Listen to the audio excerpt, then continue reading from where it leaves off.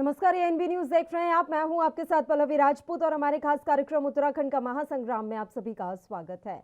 उत्तराखंड में कांग्रेस की हालत कुछ अच्छी नजर नहीं आ रही है। बगावत और अंतर्कलह ने कांग्रेस की कलई खोल कर रख दी है। कांग्रेस में मौजूद अंतर्कलह और बड़े नेताओं की अनदेखी वर्तमान समय में उजागर हो रही है। आपको बता दें कि उत्तराखंड में करण सिंह महारा को कांग्रेस प्रदेश अध्यक्ष और यशपाल आर्य को नेता प्रतिपक्ष बनाने के बाद से ही पार्टी में विरोध के स्वर तेज हो गए हैं।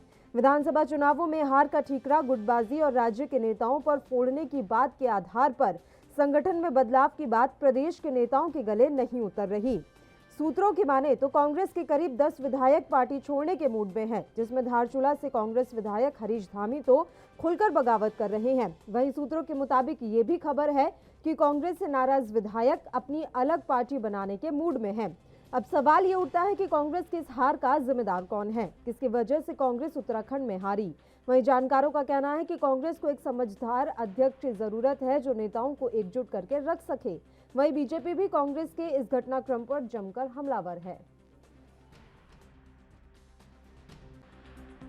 जब कोई आदमी गाली देता है 100 लोगों के बीच में, वो दिखाई देता है। जो 99 लोग शांति से बैठे रहते हैं, अच्छी बातें करते हैं, उनके ओर ध्यान नहीं होता।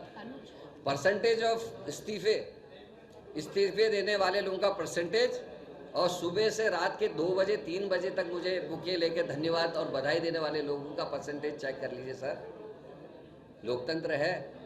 अगर कहीं होगा 100 में से अगर 4 गाली भी देंगे तो आपके संग 96 लोग हैं। मैं उन 96 लोगों को देख रहा हूँ और मेरा काम आगे को काम करना है। देखिए, सब अफवाह है, कोई विधायक कहीं नहीं जाने वाला है और ये सब विपक्ष का और मीडिया का जिस तरह का चल रहा है, ये सब कुछ ऐसा कुछ नहीं है।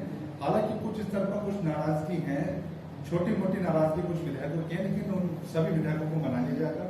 कांग्रेस एक बड़ा परिवार है, एक विचारधारा है और उस विचारधारा से बाहर कोई विधायक नहीं जाएगा। जैसे कि क्षेत्रवाद को लेकर कुछ बड़े इशू थे, लेकिन केंद्रीय हाईकमान के फैसले पर सब एकजुट हो जाएंगे और ऐसा कुछ नहीं है कि विधायक टूट जाएंगे। 10 विधायक का, जैसे कि आपने भी नाम लेकर 10 विधायक है, ऐसा कोई विधायक नहीं। 2 विधायक की छोटी मोटी नाराजगी थी, लेकिन हाईकमान का जो फैसला है और तीनों ही बड़े अच्छे कद्दावर नेता है। पूर्ण कावड़े को नेता ऑफ सदन बनाया, यशपाल आर्य जी हैं, कई बार के विधायक रह चुके हैं और विधानसभा अध्यक्ष रह चुके हैं। हमारे यहाँ पर पहले प्रदेश अध्यक्ष भी थे और कैबिनेट मंत्री भी थे वो।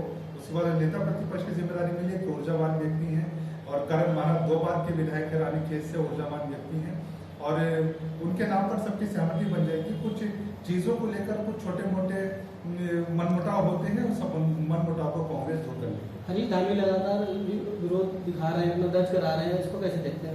देखिए, हरीश धामी एक बहुत सीनियर विधायक है और वो एक कांग्रेस के बहुत समर्पित जो होता है वही समर्पित सिपाही हैं। और हरीश धामी ने पहले भी धारचूला से जब पार्टी को जरूरत पड़ी वो साथ खड़े रहे। जब हरीश रावत जी को सीट की दरकार थी तो हरीश धामी ने धारचूला से उनके लिए सीट खाली की थी 2014 में। तो एक समर्पित सिपाही हैं कांग्रेस के। उनकी कुछ छोटी मोटी नाराजगी होती भी है, क्योंकि जब इस तरह का माहौल बनता है, क्योंकि कांग्रेस का जिस तरह का माहौल था 2022 में, हम लोग सत्ता में नहीं आ पाए, वोट प्रतिशत जरूर हमारा बढ़ा, लेकिन हम सरकार नहीं बना पाए। तो अब विपक्ष की जिम्मेदारी को लेकर हरीश धामी जी की मांग थी, लेकिन हरीश धामी एक समर्पित सिपाही है और वो कांग्रेस से बाहर निकलेंगे। देखिए, कांग्रेस पहले कहती थी कि हम सत्ता में वापसी कर रहे हैं, लेकिन इस प्रदेश की देवतुल्य जनता ने उन्हें पुनः विपक्ष में बिठा दिया और लोकतंत्र में मजबूत विपक्ष का होना जरूरी है। लेकिन कांग्रेस ने तो उस जनमत का भी अपमान किया जो उन्हें विपक्ष में बैठने के लिए मिला था।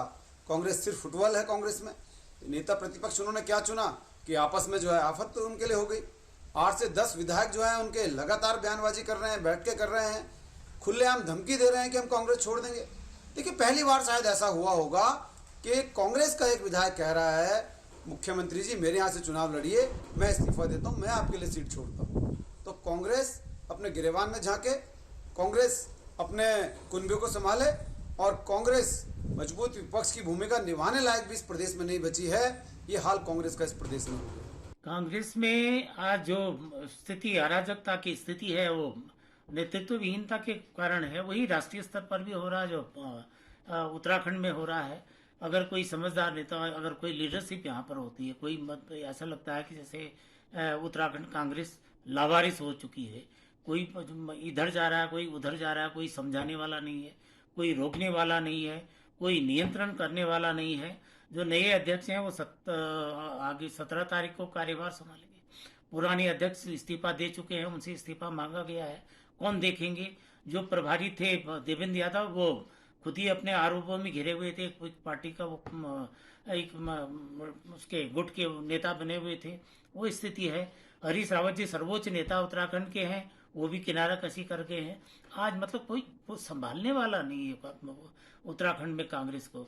जबकि ये और ये इसकी कमजोरी की वजह से भी शायद ये जो कुछ विधायक धमकियां दे रहे हैं जाने के लिए, पार्टी छोड़ने के लिए, तो इसलिए दे रहे हैं कि कोई पूछने वाला नहीं है कि जो धमकी देखो लावारिस पार्टी को जो कुछ बोलना है, जो डराना है, धमकाना है, धमका लो। वैसे जब तक ये 13 विधायक नहीं होते तब तक ये दल बदल भी नहीं कर सकते, पार्टी तोड़ भी नहीं सकते हैं। और 13 विधायक इनके साथ जाना संभव लगता नहीं है। ऐसा लगता है कि 5-6 विधायक ही हैं कि जो उतावले हो रहे हैं कांग्रेस छोड़ने के लिए। और इनमें से भी कुछ ऐसे हैं जो 127 वोट से एक जीता है, दूसरा विधायक एक ऐसा है जो 181-82 वोट से जीता है। अगर आपका दल बदल करते हैं तो सदस्यता जाएगी, या तो सदस्यता जाएगी या तो इस्तीफा देना पड़ेगा। कांग्रेस अध्यक्ष सहित कई पदों पर नियुक्ति से पार्टी के कई नेताओं की नाराजगी की खबरें लगातार सामने आ रही हैं। और चलिए अपने मुद्दे का हम रुख कर लेते हैं। उत्तराखंड के महासंग्राम में कांग्रेस की अंतर्कलह के बारे में ही आज बातचीत होगी। कांग्रेस में मौजूद अंतर्कलह और बड़े नेताओं की अनदेखी वर्तमान समय में उजागर हो रही है, जिस वजह से उत्तराखंड कांग्रेस में खलबली मची हुई है। जिस तरीके से खबरें आ रही हैं नेताओं की नाराजगी की, उस बीच धारचूला से लगातार तीसरी बार विधायक बने हरीश धामी ने एक बार फिर से बयान दिया है। उन्होंने बुधवार को कहा कि पार्टी ने उनकी हमेशा अनदेखी की है।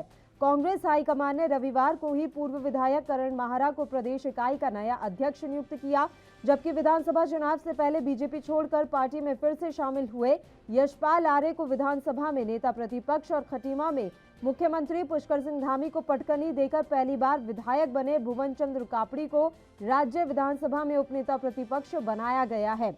इस पर टिप्पणी करते हुए हरीश धामी ने आरोप लगाया हुआ है कि इन नियुक्तियों में मेधा का कोई ध्यान नहीं रखा गया। आपको बता दें कि कांग्रेस महासचिव हरीश रावत के करीबी माने जाते हैं हरीश धामी, और उन्होंने कहा है कि मैं विधानसभा में उपनेता प्रतिपक्ष बनने के लिए उपयुक्त था, लेकिन इस बार भी मेरी उपेक्षा ही की गई। उत्तराखंड मामलों के पार्टी प्रभारी कांग्रेस महासचिव देवेंद्र यादव द्वारा इन नियुक्तियों का आधार बताए जाने संबंधी बयान पर उन्हें निशाने पर लेते हुए हरीश धामी ने कहा कि सालों से पार्टी का झंडा उठाने वालों पर पहली बार विधायक बने लोगों को तरजीह देना क्या कहलाता है। बयानबाजी कर रहे हैं। जानकारी ये भी मिल रही है कि कई नेता इस समय नाराज चल रहे हैं और ये नेता पार्टी छोड़ भी सकते हैं। उत्तराखंड में प्रदेश अध्यक्ष, नेता प्रतिपक्ष और उपनेता प्रतिपक्ष के ऐलान के बाद से ही कांग्रेस में उबाल देखने को मिल रहा है। पार्टी आला कमान ने रानीखेत के पूर्व विधायक और राजपूत नेता करण माहरा को कांग्रेस प्रदेश अध्यक्ष बनाया है, जबकि नेता प्रतिपक्ष की जिम्मेदारी वरिष्ठतम विधायक और दलित समुदाय से आने वाले यशपाल आर्य को दी गई है। उपनेता प्रतिपक्ष की जिम्मेदारी खटीमा से विधायक और ब्राह्मण समुदाय से आने वाले भुवन कापड़ी को दी गई, लेकिन इन तीनों को जिम्मेदारी मिलने के बाद कई विधायक और पार्टी नेता नाराज बताए जा रहे हैं। नाराज नेताओं में एक बड़ा नाम पूर्व प्रदेश अध्यक्ष रहे प्रीतम सिंह का भी है, जिन्होंने साफ तौर पर पार्टी प्रभारी देवेंद्र यादव और महासचिव संगठन केसी वेणुगोपाल की रिपोर्ट पर सवाल उठाए। प्रीतम सिंह ने भी कहा था कि दोनों नेताओं ने विधानसभा चुनाव में पार्टी की हार के लिए उनके द्वारा किए गए भीतरघात को जिम्मेदार करार दिया है, जबकि उन्होंने कोई भीतरघात नहीं किया। प्रीतम सिंह ने पूरे आरोपों की निष्पक्ष जांच की भी मांग की है। और वहीं और भी ऐसे नेता हैं जो इस समय कांग्रेस आला कमान से नाराज चल रहे हैं। ये नेता प्रीतम के साथ ही पूर्व प्रदेश अध्यक्ष गणेश गोदियाल, भगवानपुर से विधायक ममता राकेश, चंपावत से विधायक खुशहाल सिंह अधिकारी, धारचूला से विधायक हरीश धामी, द्वाराहाट से विधायक मदन बिष्ट, पिथौरागढ़ से विधायक मयूख मेहर, अल्मोड़ा से विधायक मनोज तिवारी, बद्रीनाथ से विधायक राजेंद्र भंडारी भी हैं। सभी नेताओं की नाराजगी की अलग अलग वजह सामने आ रही है। हालांकि नेता विपक्ष जो हैं यशपाल आर्य, उन्होंने कहा है कि उन्हें इस तरह की कोई नाराजगी नहीं लगती है और किसी को उनके नेता विपक्ष बनाए जाने से नाराजगी है तो ये फैसला हाईकमान का है। उन्हें कोई पद की लालसा नहीं है। कांग्रेस में अब तक कई बड़े नेता हाईकमान के फैसलों को सिर आंखों पर रखते थे, लेकिन नए प्रदेश अध्यक्ष और नेता विपक्ष को लेकर हाईकमान ने जो फैसला लिया वो फैसला पूर्व प्रदेश अध्यक्ष और नेता विपक्ष के ही गले नहीं उतर रहा। गोदियाल हो या प्रीतम, खुद को नजरअंदाज किए जाने से काफी नाराज हैं।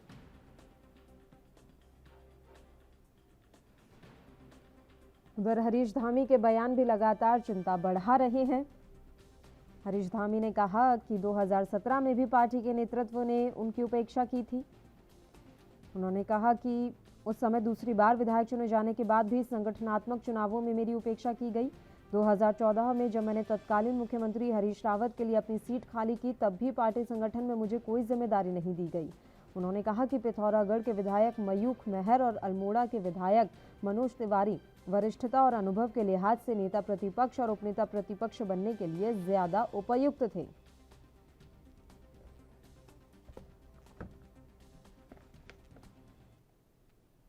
इस मसले पर हम चर्चा की शुरुआत करेंगे, लेकिन उससे पहले एक छोटे से ब्रेक के लिए यहाँ रुक रहे हैं। जल्द हाजिर होंगे।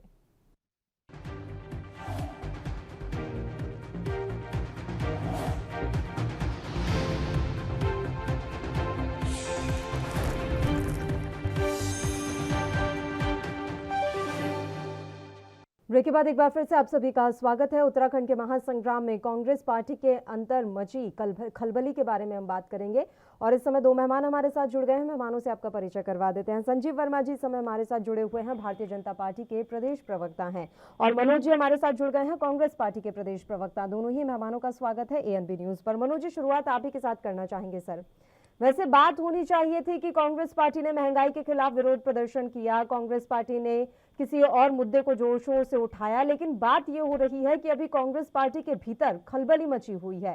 क्यों हो रहा है सर ऐसा? कहाँ दिक्कत आ रही है? किससे परेशानी आ रही है? देखिए, इसमें किसी भी प्रकार की कोई परेशानी नहीं है। इस वक्त जो पार्टी हाईकमान ने जो निर्णय लिया वो सोच समझकर निर्णय लिया, और इस वक्त करण महाराज जी को जो प्रदेश अध्यक्ष बनाया वो उन्होंने कुछ सोचकर बनाया कि एक नई जिम्मेदारी नए लोगों को दी जाए। और हमारे जो पूर्व नेता प्रतिपक्ष प्रीतम सिंह जी हैं, वो किसी भी प्रकार से कोई नाराजगी नहीं है, वो भी अपना बयान दे चुके हैं। इस तरह की कोई घटना नहीं है। नहीं, उन्होंने तो देवेंद्र यादव को लेकर भी सर बयान दिया था, क्या आपने वो बयान सुना नहीं है?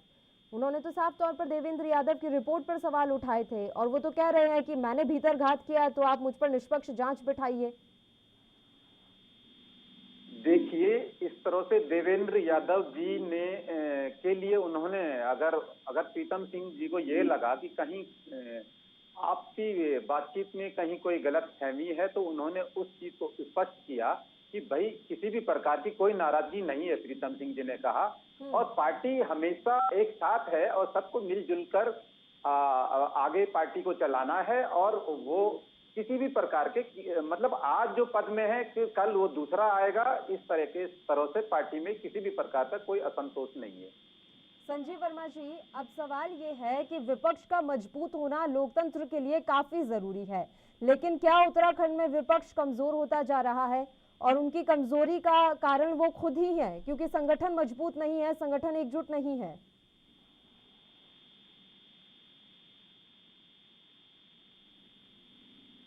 मेरी आवाज मिल रही है संजीव वर्मा जी आपको? मेरा सवाल आपने सुना संजीव जी? नहीं सुना, दोबारा चलिए संजीव जी, मैं ये जानना चाह रही थी, आपसे समझना चाह रही थी कि लोकतंत्र के लिए विपक्ष की मजबूती भी उतनी ही जरूरी है जितना कि सत्ता पक्ष की है, लेकिन उत्तराखंड में इस समय कांग्रेस पार्टी बिखरती हुई सी दिख रही है जिस तरीके की बातें हैं सियासी बाजारों में। तो अब सवाल ये है कि इस पूरे घटनाक्रम के पीछे आप किसको जिम्मेदार मानते हैं सर? वैसे तो ये कांग्रेस का अंदरूनी मामला है, लेकिन आप क्या समझ पा रहे हैं? जी देखिए, पूरा जो कांग्रेस का इस समय एपिसोड चल रहा है, ये कांग्रेस का वास्तव में अपना अंदरूनी मामला है। इसमें हमको टिकट टिप्पणी करने का की कोई आवश्यकता है ही नहीं।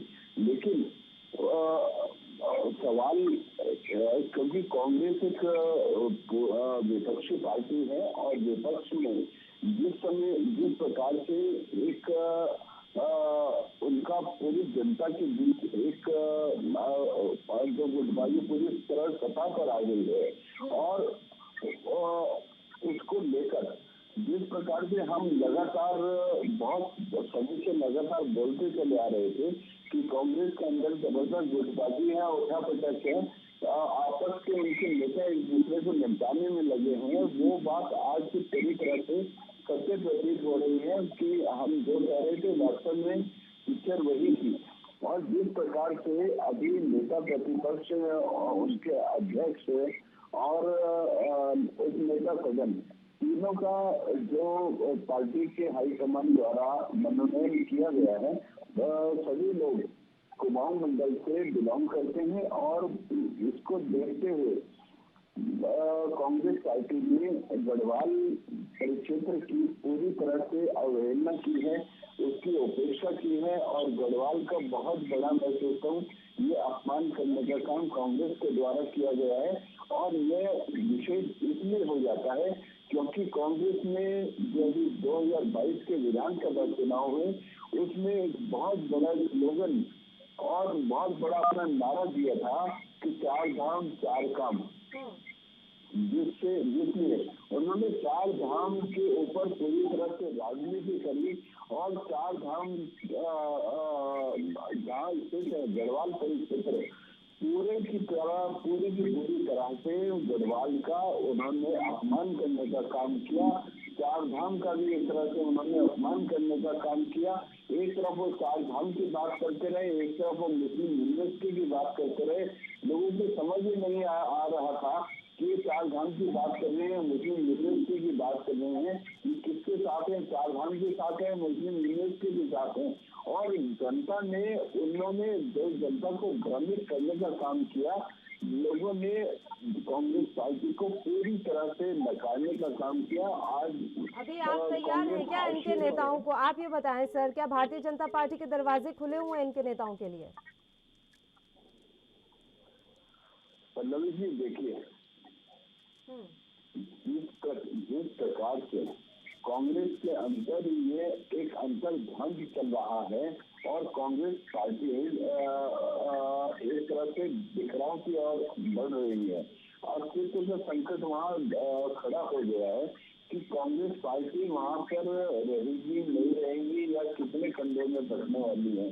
बात रही उनके दूसरे पार्टियों में शामिल होने की या हमारी पार्टी में आने की, तो भारतीय जनता पार्टी की और पूरा देश एक आशा भरी नजरों से देख रहा है।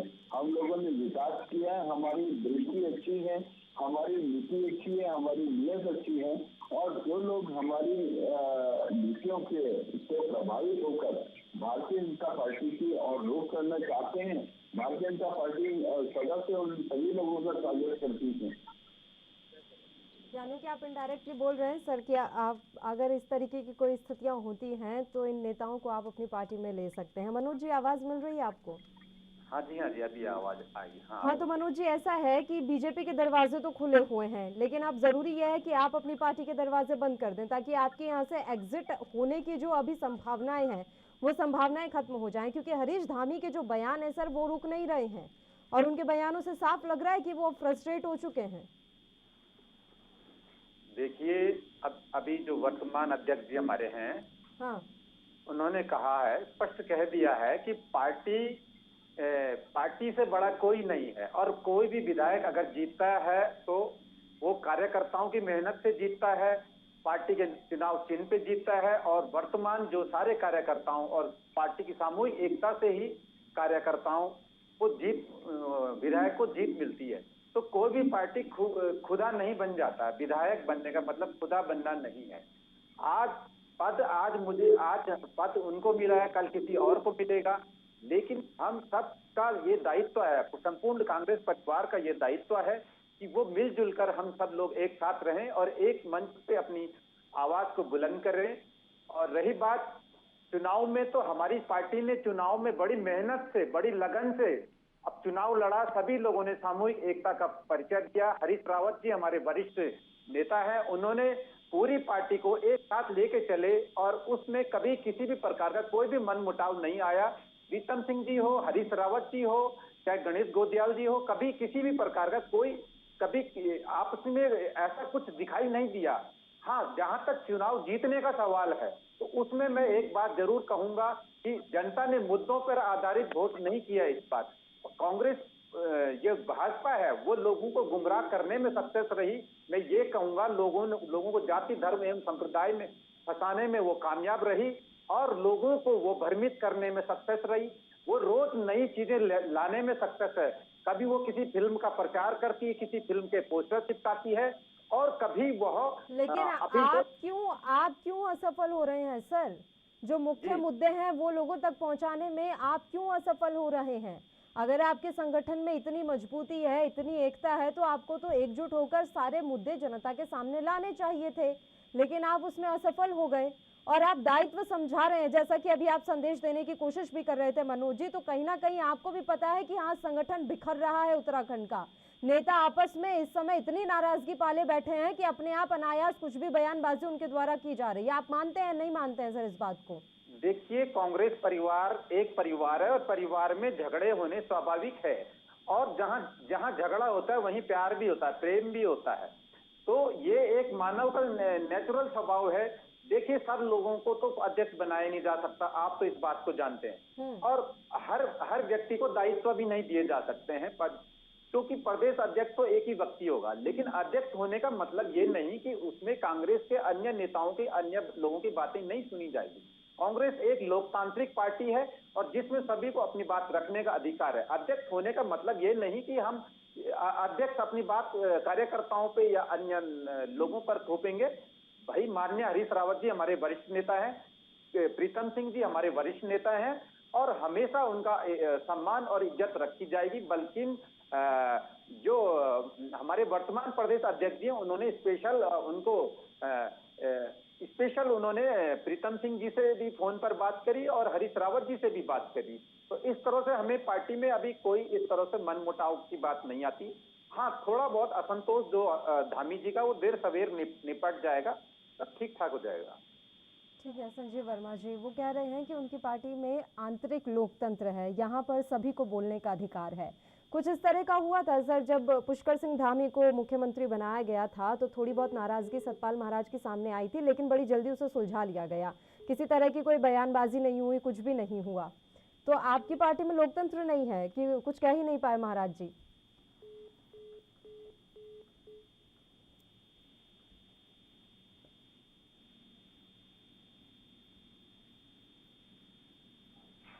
वर्मा जी, आवाज मिल रही है आपको?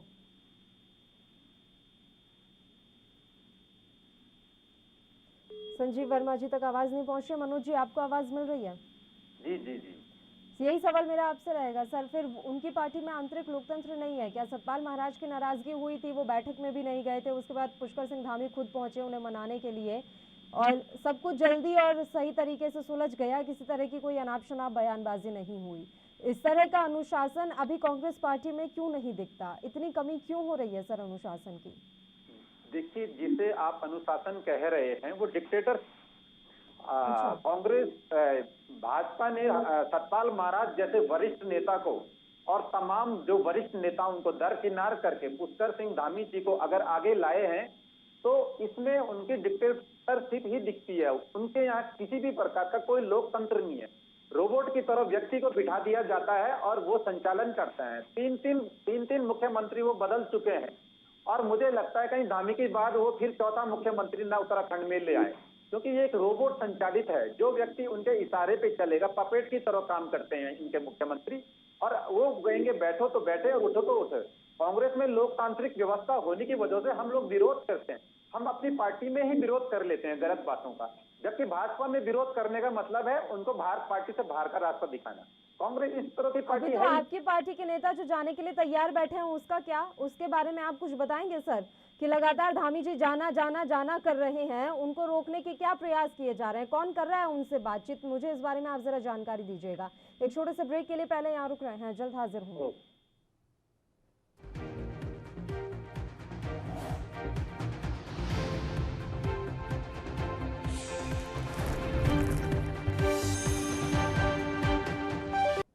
ब्रेक के बाद एक बार फिर से आप सभी का स्वागत है। बताइए मनोज जी, उन्हें मनाने की कोशिश कौन कर रहा है सर? अभी तक कितनी बातचीत हुई, कितनी मुलाकातें आप लोगों ने कर ली?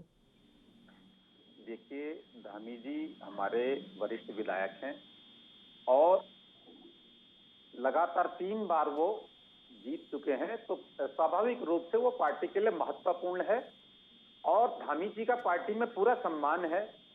लेकिन अगर कोई व्यक्ति अगर पार्टी के खिलाफ ही जाना चाहेगा तो ये पार्टी का केंद्रीय स्तर पर निर्णय लिया जाएगा, लेकिन पूरी कोशिश रहेगी धामी जी को मनाने की और पूरा उनका पार्टी, मुझे नहीं लगता कि वो पार्टी छोड़ के जाने वाले हैं।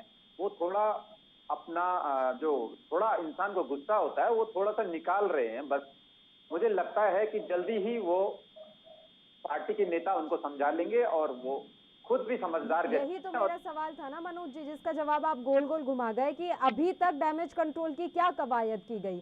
आपने अभी अभी कहा कि मना लेंगे, यानी कि अभी तक वो शुरुआत नहीं हुई है। ये समय क्यों लगाया जाता है, यही मैं आपसे जानकारी चाह रही हूँ।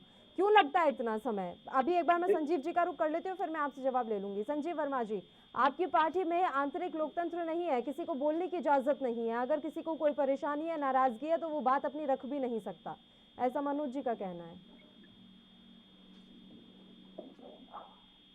पल्लवी जी देखिए, भारतीय जनता पार्टी एक कैडर बेस्ड पार्टी है। भारतीय जनता पार्टी में अनुशासन को प्रथम वरीयता दी जाती है और जबकि कांग्रेस पार्टी यहाँ पर अनुशासनहीनता को एक आंतरिक लोकतंत्र का ये लोग कहते हैं। मैं सोचता हूँ ये सबसे बड़ी शायद कांग्रेस की भूल है और ये कांग्रेस की सबसे एक जो गलत बड़ी पार्टी लोगों ने शुरू से एक तैयार कर रखी है, जहाँ इनका प्रदेश महासचिव के आपकी पार्टी के दूसरे गुट के नेता कपड़े फाड़ देते हैं, बद्दी बद्दी गालियां देते हैं, मारपीट करते हैं और तमाम जनता उसकी तमाशबीन बन के देखती है और आपके जो महामंत्री संगठन वो साथ में खड़े होकर उसका मूल दर्शक होकर उसको उसके तमाशा देख रहे होते हैं और जहां उनकी लेश मात्र भी कोई सुनने को तैयार नहीं है। क्या आप इसी को पार्टी का आंतरिक लोकतंत्र कहते हैं? अगर आपको यही आपकी पार्टी का लोकतंत्र है तो ऐसा लोकतंत्र राहुल गांधी जी को मुबारक, कांग्रेस पार्टी को मुबारक। और जिस प्रकार से कांग्रेस पार्टी लगातार एक मैं सोचता हूँ अहंकार के वशीभूत होकर जिस प्रकार से आपने एक समय पर अटल बिहारी वाजपेयी जी का हास परिहास किया था, उनका मजाक उड़ाने का काम किया था, हमारे जो आज भारतीय जनता पार्टी पूरे देश पर राज कर रही है और कांग्रेस पार्टी जहां जिसके 18 राज्यों में सरकार थी, मात्र 2 राज्यों में आपकी सरकार रह गई और 2023 में जो चुनाव होने जा रहे, मैं सोचता हूँ वो जो 2 राज्य भी आपके शेष है और शायद उनसे भी आप लोगों को हाथ धोना पड़े। तो कांग्रेस लगातार आपका जो जहाज है वो लगातार डूबने की ओर है और डूबते हुए जहाज पर कोई भी यात्री सवार होना पसंद नहीं करता। और मैं सोचता हूँ जो कांग्रेस का जो बिखराव है, आपकी जो नीतियां हैं, आपकी जो नीतियां हैं, उनसे त्रस्त होकर आपके पार्टी के अंदर जो तानाशाही है उससे त्रस्त होकर लोग कांग्रेस को छोड़ने के लिए मजबूर हो रहे हैं, उसको छोड़ने के लिए आमादा हो रहे हैं। साथ ही जिस प्रकार से आपने अभी अपने माननीय हरीश धामी जी की बात करी, तो देखिए जिस तरह से उनका बयान आया कि मैं माननीय पुष्कर सिंह धामी जी के लिए अपनी सीट छोड़ने के लिए तैयार हूँ, तो आप ये देखिएगा माननीय पुष्कर सिंह धामी जी की जो लोकप्रियता का जो ग्राफ है आज कितना ऊंचा पहुंच गया, जहां भारतीय जनता पार्टी के तमाम विधायक उनको ये ऑफर कर रहे हैं कि आपके लिए हम अपनी सीट छोड़ सकते हैं, हमारी सीट आपके लिए न्यौछावर है। वहीं कांग्रेस पार्टी के नेता और कांग्रेस पार्टी के विधायक वो भी माननीय मुख्यमंत्री जी के लिए एक खुला ऑफर दे रहे हैं कि आप हमारी सीट से लड़िए, हम अपनी सीट आपके लिए छोड़ने को तैयार है। तो ये हमारे मन में मुख्यमंत्री जी के आपका तो कुनबा बढ़ेगा ना सर, अगर वहां से टूट के आएंगे लोग आपके पास तो आपका तो कुनबा बढ़ जाएगा। आपको कहाँ परेशानी होगी इस चीज से? देखिए, मैंने पहले ही कहा अगर कोई भी भारतीय जनता पार्टी की रीति नीतियों से प्रभावित होकर उनको अंगीकार करते हुए भारतीय जनता पार्टी को स्वीकार करता है तो इसमें किसी को दिक्कत होनी ही नहीं चाहिए। और ये शायद उन लोगों का एक अच्छा फैसला हो सकता है कि वो एक। आपके संपर्क में है क्या सर कुछ विधायक? ये भी बता दीजिए, जब हमारी चर्चा चल ही रही है तो कितने विधायक हैं अभी भारतीय जनता पार्टी के संपर्क में?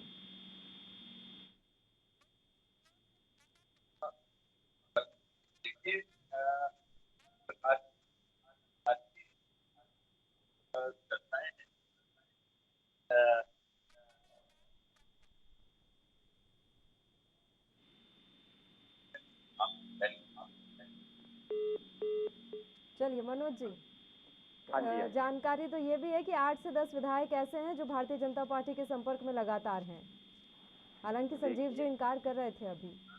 हाँ, मतलब कुछ लोगों ने जरूर इस तरह की अफवाहें उड़ी हैं कि 8 से 10 विधायक इधर से उधर होंगे, जबकि इस तरह से कोई बात नहीं। कांग्रेस पार्टी इस समय पूरी मजबूती से सब लोग संगठित हैं, बस थोड़ा सा विचारधारा का आपस में टकराव हो जाता है।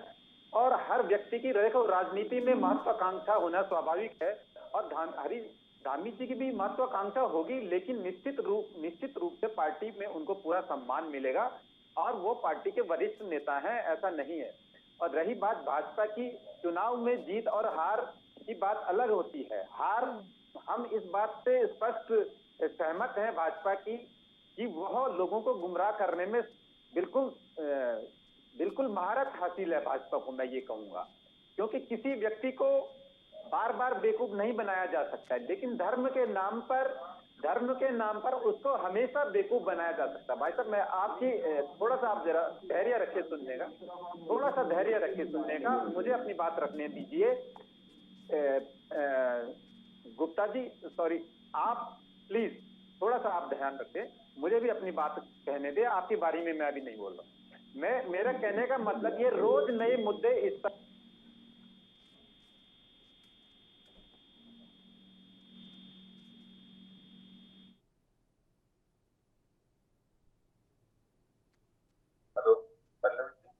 जी संजीव जी, मतलब जैसे अभी आपने बोला, जैसे हमारे कांग्रेस के मित्र अभी बोल रहे थे कि हम जाति धर्म संप्रदाय की राजनीति करते हैं, तो मैं अपने कांग्रेस के भाई को याद दिलाना चाहता हूँ कि पिछले वाले चुनाव में जहाँ हम डिजिटल इंडिया की बात कर रहे थे, जहाँ हम टेक्निकल यूनिवर्सिटीज की बात कर रहे थे, आप लोग मुस्लिम यूनिवर्सिटी की बात करने लगे। तो जाति धर्म और संप्रदाय की राजनीति किसने आरंभ करी? कांग्रेस पार्टी ने। हमने नहीं करी। हम तो विकास की बात कर रहे थे, विकास का रोड मैप जनता के सामने ला रहे थे। हम जनता को बता रहे थे कि भारतीय जनता पार्टी ने जो इंफ्रास्ट्रक्चर का उत्तराखंड में जबरदस्त विकास किया, एक जबरदस्त ताना बाना बना, उसके बिहाव पर हम लोग चुनाव मैदान में हैं। जिस तरह से हम लगातार अपने प्रत्येक वर्ग के लिए काम कर रहे थे, जो युवाओं के लिए काम कर रहे थे, जो स्वरोजगार के लिए काम कर रहे थे, जो मातृशक्ति के और उच्चीकरण के लिए, उसको और सशक्त बनाने के लिए हम लोग काम कर रहे थे। हम उन सभी नीतियों के ऊपर चुनाव मैदान में थे, जबकि आप लोगों ने कहा कि हमारे पास कोई मुद्दा नहीं है। कांग्रेस पार्टी के पास उस समय कोई मुद्दा नहीं था, विकास का कोई विजन नहीं था, इसलिए उन्होंने पूरे चुनाव को घुमाकर मुस्लिम यूनिवर्सिटी के ऊपर पूरी तरह से एक केंद्रित करने का काम किया। तो जातिवाद संप्रदाय की राजनीति अगर कोई करता है तो कांग्रेस पार्टी करती है। एक समय में पल्लवी जी, मैं आपका ध्यान आकर्षित करना चाहूंगा, एक समय में जिस समय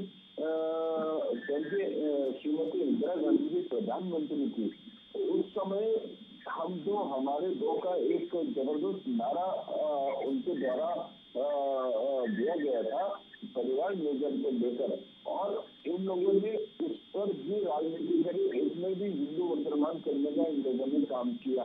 और ये लोग लगातार कभी गरीबी हटाओ का नारा देते, कभी कोई नारा देते, जब गरीबी हटाओ का इन लोगों ने नारा दिया। गरीबी तो ये लोग हटा नहीं पाए, लेकिन गरीबी को हटाने का काम इन लोगों ने जरूर किया। आज माननीय मोदी जी के द्वारा गांव, गरीब, किसान, इन सबको फोकस करते हुए अपनी नीतियां बनाई जा रही है। पूरे कोरोना काल में एक भी ऐसा व्यक्ति नहीं होगा जो भूखा सोया होगा पूरे कोरोना काल में, जबकि पूरा देश भर में एक लॉकडाउन लगा हुआ था। हम लोगों ने 80 करोड़ लोगों को दिन रात का भोजन उपलब्ध कराया निःशुल्क। और अब सत्ता में आप थे सर, तो ये सब काम आप ही को करने थे। अब कांग्रेस पार्टी तो कैसे उपलब्ध कराती फ्री में भोजन, आप बताइए सर। कितने लोग मारे गए इस बारे में भी चर्चा कर लीजिए सर। कितने लोग अपने घर 500-500 किलोमीटर पैदल चल के गए, इस बात में भी चर्चा होनी चाहिए। कितने लोगों का रोजगार कोरोना काल में चला गया, कितने लोग मारे गए, लाखों की संख्या में लोग कोरोना काल में मारे गए। और ये भूख से मरने की बात कर रहे हैं, लोगों को इन्होंने पैदल चला के मार दिया। एक चलिए अभी पूरा मुद्दा ही भटक रहे हैं हम लोग, चर्चा की दिशा ही कहीं और जा रही है। वापस अपने मुद्दे पर आ जाते हैं। यहाँ कांग्रेस पार्टी के बारे में आज बात कर रहे हैं सर हम, जिस तरीके से अभी अंतर्कलह मचे हुए। एक मेहमान इस समय हमारे साथ जुड़ गए हैं, दिनेश शक्ति त्रिखाजी, वरिष्ठ पत्रकार के तौर पर। एक रिएक्शन उनका भी ले लेते हैं। दिनेश जी, आवाज मिल रही है आपको मेरी? सर अभी आप जी आपकी आवाज मिल रही है सर। अभी मैं आपसे बस ये जानना चाहती हूँ, जो कुछ भी उत्तराखंड में अभी कांग्रेस पार्टी के भीतर चल रहा है, उसे आप किस तरीके से देख रहे हैं, और क्या आने वाले वक्त में आपको लग रहा है कि पार्टी में बड़ी टूट फूट हो सकती है? इस मुद्दे के ऊपर पिछले 3 दिनों से 3 बार की डिबेट हुई थी। कांग्रेस का मुद्दा शुरू से ही विपक्ष के साथ नहीं मैं जुड़ पा रहा हूँ, तो ना ही इनके अंदर आपस में साझगात है। अभी जो मनोज जी ने यहाँ की हमारे लोकतंत्र है, लोकतंत्र का मतलब ये नहीं होता कि कांग्रेस बहुत सुंदर जाने नहीं किया जाए। लोकतंत्र का मतलब होता है मेरी तौर से काम किया जाए।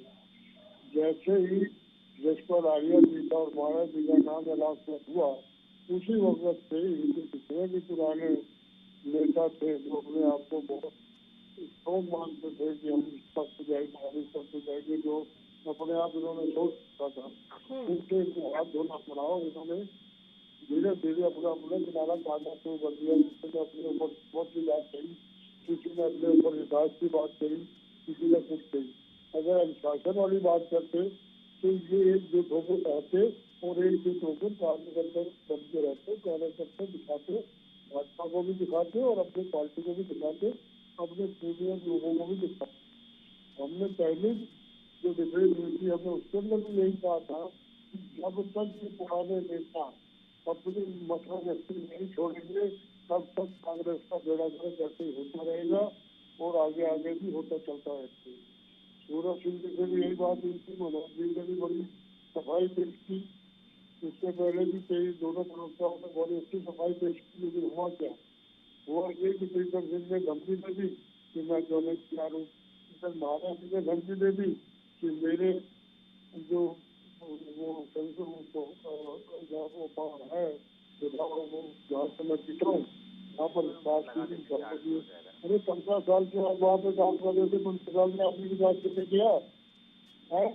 आज आपने धामी को सपोर्ट करने के लिए धामी भी रिजाइन देने को तैयार है, उधर खानपुर से उपेश कुमार तैयार है, उधर केंद्र से मैडम भी हरबंश को तैयार है। लेकिन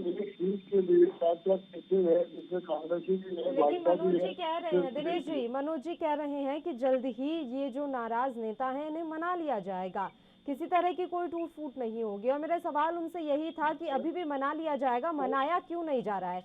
इस पर मैं आपका जवाब लूंगी सर। उससे पहले एक छोटे से ब्रेक के लिए दिनेश जी, हम बस एक छोटे से ब्रेक के लिए यहाँ रुक रहे हैं, जल्द हाजिर होंगे।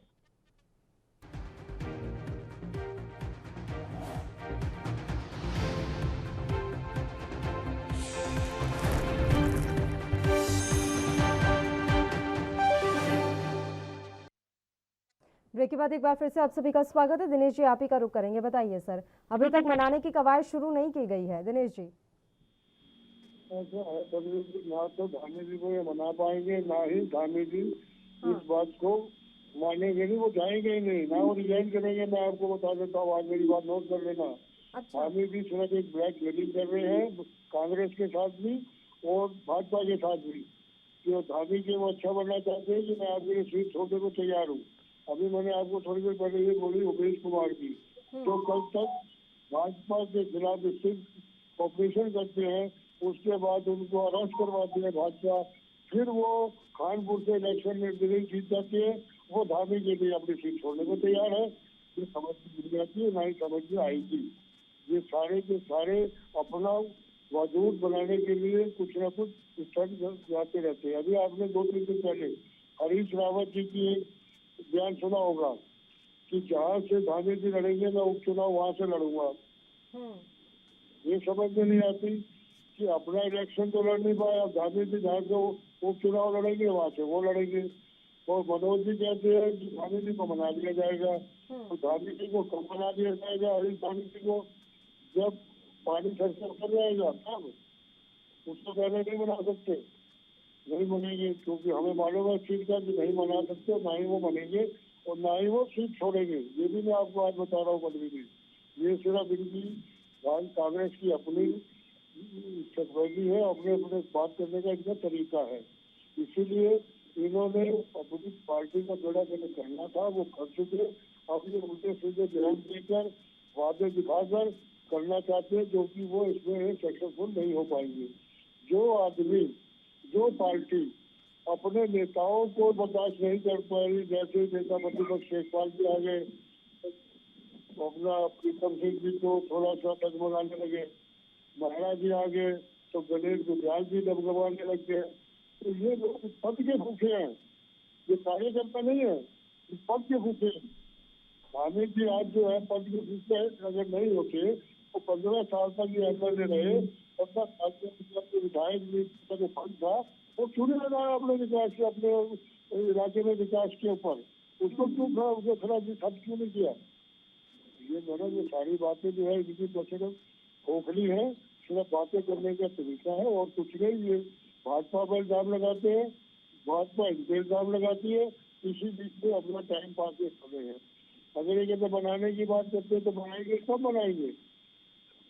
जब वो कहते हैं ना कि जब गाड़ी छूट जाएगी तब कहेंगे हम गाड़ी में चले जा रहे थे। हिसाब इनका कांग्रेसियों का ये है। तो इसलिए मैडम इन लोगों के ऊपर यकीन नहीं किया जा सकता कि क्या करें। जैसे वर्मा जी ने अभी थोड़ी देर पहले ये कहा कि कांग्रेस का राजस्थान छोड़ने इंदिरा गांधी उसमें प्राइम मिनिस्टर थी तो उन्होंने कहा वो हम दो हमारे, उसके ऊपर सक्सेसफुल नहीं हुए। उन्होंने ये कहा कि गरीबी हटाओ का नारा तो उन्होंने कभी नहीं लगाया। ये जो है वर्मा जी गलत बोल रहे हैं। वो तक भी गरीबी हटाओ का नारा लगा था, गरीबी हटाओ नहीं लगा था, गरीबी हटाओ का नारा लगा था। आज क्या नारा है? आज गरीबी बढ़ाओ, महंगाई बढ़ाओ। आज ये है जो ये तकनीक है बात करने की, जरूर बयान देने की जो ताकत है वो भाजपा के अंदर माहिर है, भाजपा के अंदर है। 2014 के अंदर 15 लाख रुपए सबके पास जाने वाले थे, कहाँ गए वो 15 लाख? बाहर से नंबर 2 काला धन वापिस आएगा, कहाँ गया वो नंबर? काला धन वापस नहीं आया आज तक। ये सारी चीजें अच्छे दिन में लाए गए हैं, अच्छे दिन इसलिए लाए गए हैं कि हम किस तरीके से गरीबों को और अमीरों को और अमीर करें। ये इनका मोटो रहा है। ये सिर्फ कहने की बातें हैं दोनों पार्टियों का। वो अपने सत्ता के लिए आप बैठे हैं तो सत्ता को छोड़ना नहीं चाहते, अपने हाथ से जाना नहीं देना चाहते। इधर कांग्रेस की जो मठाधीश है वो ये चाहते हैं कि जो हमारे अभी तक दबदबा रहा है पार्टी के अंदर उसी दबदबा के हम चलते रहे, जिससे लोकतंत्र का संज्ञा देते हैं। वो लोकतंत्र दिखाई नहीं देता। ये तो ऐसे आप कल की कांग्रेस भवन के अंदर जाइए, ये ऐसे लड़ते हैं जैसे सड़क के ऊपर ऑटो रिक्शा वाले लड़ते हैं। तो किस चीज का करना है इनको बताए? बिल्कुल बिल्कुल, जवाब लूंगी मैं संजीव वर्मा जी से। उससे पहले मैं मनोज जी का एक बार रुख करना चाहती हूँ। बताइए मनोज जी, बहुत बड़ी बात क्या है दिनेश जी कि ना तो हरीश धामी आपको छोड़कर जाएंगे और ना ही वो मानेंगे। अब आप देख लीजिए सर, वो आप ही के सीने पे मूंग दलेंगे बैठकर। देखिए, अभी थोड़ा सा कंफ्यूजिंग की स्थिति ये आई है। मैंने कहा उनको मना लेंगे का मतलब ये नहीं कि उन्हें मनाया नहीं जा रहा है।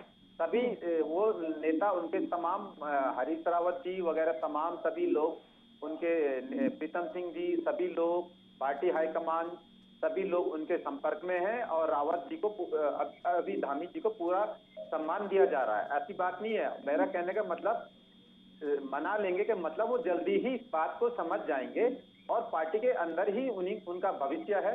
जिस पार्टी से वो लगातार 3 बार विधायक बन चुके हैं, उस पार्टी के प्रति उनके दिल में सम्मान है। बस थोड़ा सा गुस्सा है, वो थोड़ी समय बाद वो दूर हो जाएगा। बाकी रही बात भाजपा की, तो भाजपा का तो काम ही है दूसरे दलों को तोड़ना और किसी भी तरह से उन्होंने आज भाजपा में जितने भी मंत्री हैं, वो मुख्य सारे मंत्री कांग्रेस से गए हुए मंत्री, उनके पास अपने लोग नहीं है। तो वो तो एक सीएम तो एक मुखौटा चेहरा होता है। बस बीजेपी में सारा दिल्ली से, केंद्र सरकार से वो संचालित होता है। बाकी तमाम सतपाल महाराज जी हो गए, सुबोध उनियाल जी हो गए, ये सारे नेता वहां पर कांग्रेस के ही वहां पर है, राज कर रहे हैं। नाम भले ही भाजपा का चल रहा है, तो रिमोट कंट्रोल से संचालित ये भाजपा की सरकार है। बाकी इनके अगर भाजपा से अगर 3-4 शब्द आप निकाल दो तो ये बेचारे डिबेट में क्या बोलते हैं। अगर इनसे धारा 370, हिंदू, मुसलमान, पाकिस्तान और ये तमाम तरह के इस तरह के मुद्दों पर ये जनता को भरमाते हैं और ये सफल भी होते हैं, सक्सेस भी हुए। मंदिर के नाम पर इन्होंने पहली बार लोगों को ये बताया कि मंदिर का पूजा करो और उसका प्रचार करो।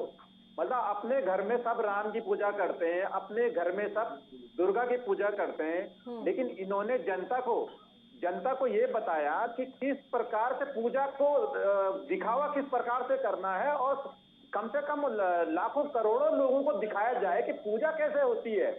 और जिस प्रकार से अगर वो गंगा में डुबकी भी लगाएंगे मोदी जी, तो उसमें लाखों कैमरे होंगे उस पे, बिना डुबकी लगाए। माना आज तक तो हम कभी नदी में, गंगा में नहाए नहीं होंगे।